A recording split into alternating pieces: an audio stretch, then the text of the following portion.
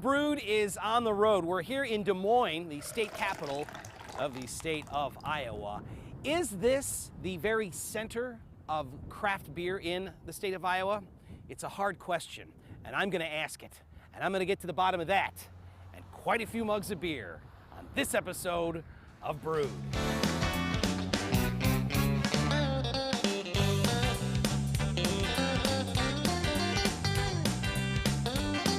Finally get to do some hard-hitting journalism. We're here in downtown Des Moines at a place that calls itself El Bait Shop, and yet they don't sell bait, at least not to the best of my knowledge. Jeff, you would know all about that sort of thing. Sure. El Bait Shop in downtown Des Moines. I see a lot of great beer. I don't see any bait. Yeah, we're a block away from the Des Moines River, so that makes it even more confusing, Jeff. Yes, you're not helping me understand this. We were trying to figure out what we call ourselves. We just wanted to have a hook. We were going to sell Mexican food along with craft beer. We threw around some names, and El Bait Shop came up. You know, the bait shop in Spanish, and it just stuck. And everyone, Jeff, I don't think that's Spanish. I know. The thing about it though is the name, if it sticks in your mind, and it really does with people, and unfortunately, some of the folks that do sell bait here in town, they're probably 4 or 5 down on the Google pages. So get a lot of people walking in, a lot of phone calls wondering if we have. People call every day wanting night crawlers and. Yeah, especially when you get into the season. Right. Have you ever toyed around with the idea of actually having bait so that when all these people call, you actually have something they want? Or we did, but I didn't want to store worms with beer or food. That's probably for the best. So you know what you're doing. We kind of laid off it. It's funny, we do get catalogs, and we get samples in the mail for tackle, bait and tackle. No kidding. And well, it's fun. I hope I get like a really cool rod and reel set at some point in time. That'd be great. But for the most, beer and fishing go together. That's true. That's true.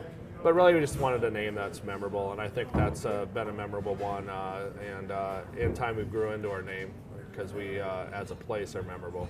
Absolutely. People rave about this place and say when you're going to Des Moines, it's the place you have to come. And now that I've been here, I want to thank everybody for their raving because it was very helpful.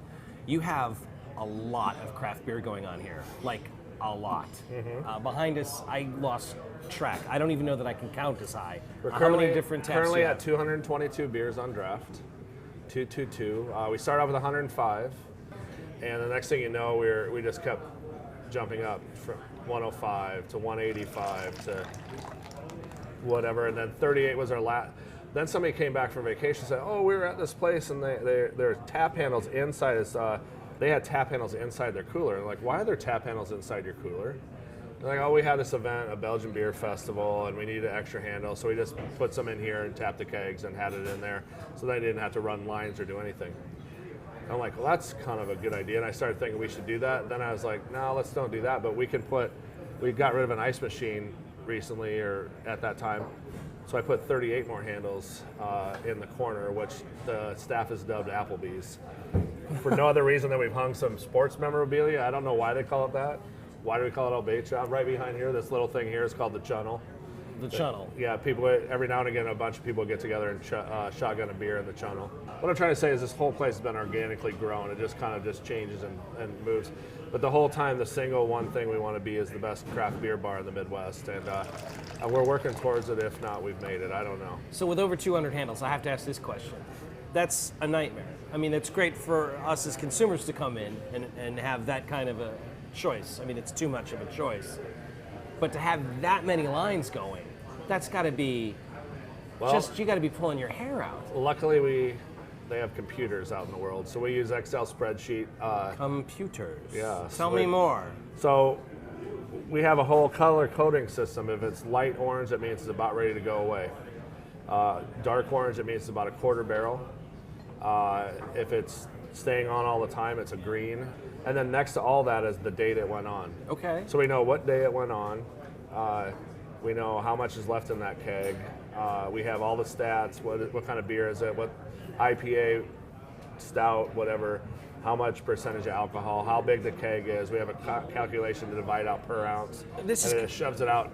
And we have I think we have a library of over 2,000 now. So this is super important though, because in order to be taken seriously when you have this kind of I mean, this is crazy. When you have this kind of wall of taps, in order to be taken seriously, you've got to have methods in place to make sure that you're giving people the best craft beer. Sure. Not only the most choices, but you've got the best beer possible. Yeah, and that's the software that makes it run.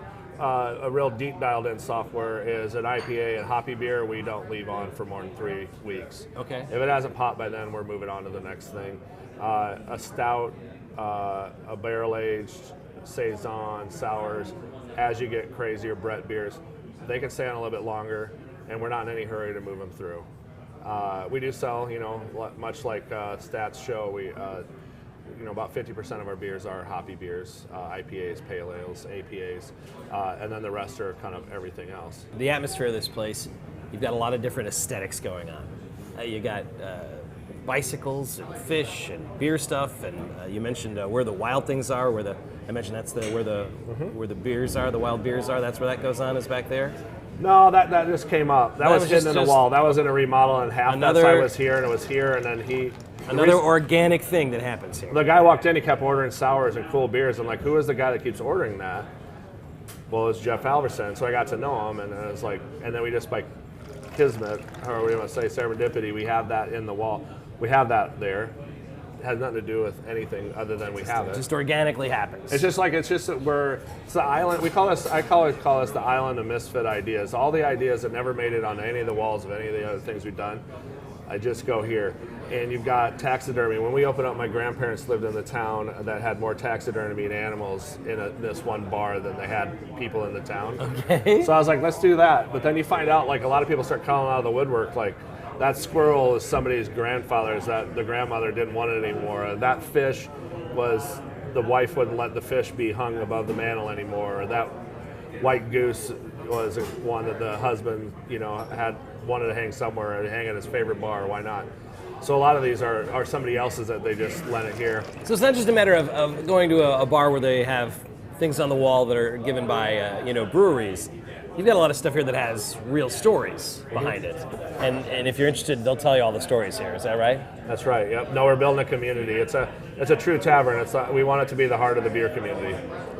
Place to meet your girlfriend, get married, celebrate, commiserate, all those things, to be a community center for people who love craft beer. There it is. The place to be.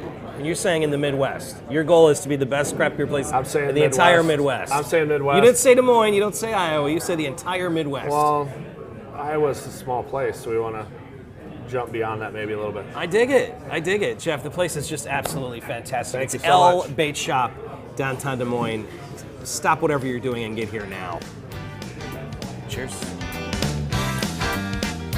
Coming up on Brewed, where two rivers meet, great beer is flowing.